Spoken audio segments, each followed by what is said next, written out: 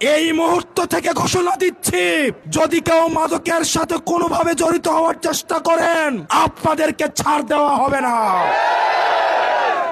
দেবিদ্বারে এই মুহূর্ত থেকে চাঁদার কবরস্থ ঘোষণা করা হলো।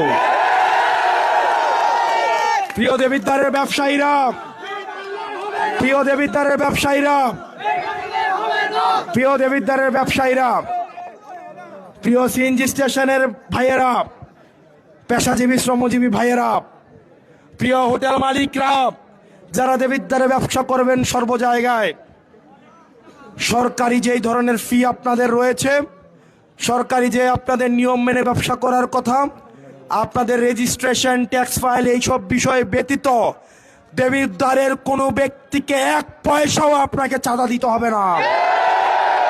যদি কেউ চাঁদার জন্য আসে, তাকে বেঁধে রেখে আপনারা পুলিশকে খবর দিবেন। দেবিদ্বারের আইন শৃঙ্খলা বাহিনীকে এই মুহূর্ত থেকে আমি সচেষ্ট করে দিয়ে যাচ্ছি, দেবিদ্বারে যারা চাকরি করতে আসবে তাদেরকে এটা মেনেই চাকরি করতে আসতে হবে।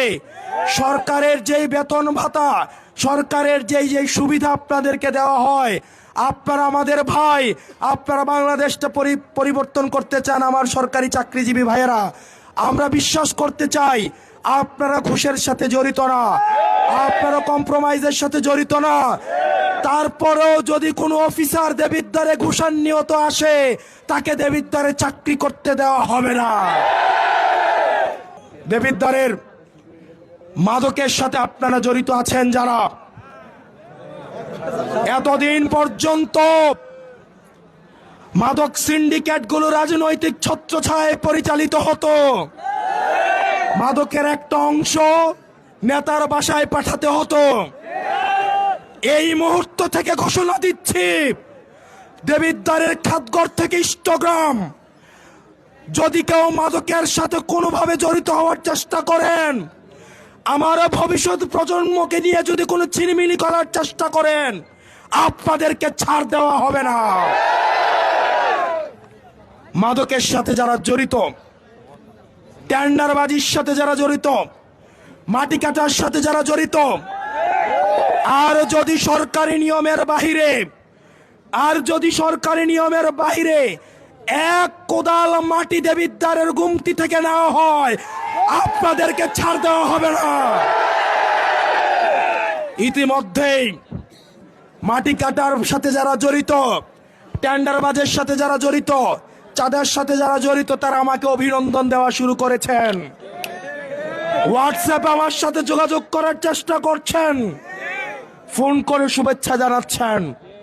আমরা আপনার শুভেচ্ছা গ্রহণ করলাম, কিন্তু নামাজ পড়ে তওবা করে আমার সামনে আসতে হবে।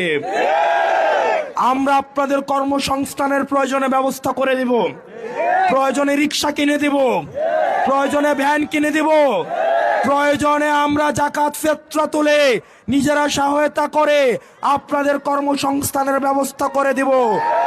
কিন্তু আমার গরিব খেটে খাওয়া ভাইদের কোনো অর্থের দিকে, সরকারের কোনো ধরনের সম্পদের দিকে যদি কোনো নিয়ম বহির্ভূত ভাবে আপনারা হাত বাড়িয়েছেন, জনগণ আপনাদের এই হাত রাখবে না। আমার একটা স্মার্ট সিদ্ধান্তে 25% গ্যাসের খরচ কমেছে। ভাবছেন কিভাবে? সাধারণ গ্যাস স্টোভ বদলে আমি এনেছি আরএফএল গ্যাস স্টোভ। এর সাইন্টিফিক নজল ও ব্রাস বার্নার ক্যাপ সমানভাবে তাপ ছড়িয়ে রান্না করে দ্রুত, তাই গ্যাসও বাঁচায় 25%, টাকাও বাঁচে 25%। আরএফএল গ্যাস স্টোভ, নিরাপদ ও গ্যাস সাশ্রয়ী।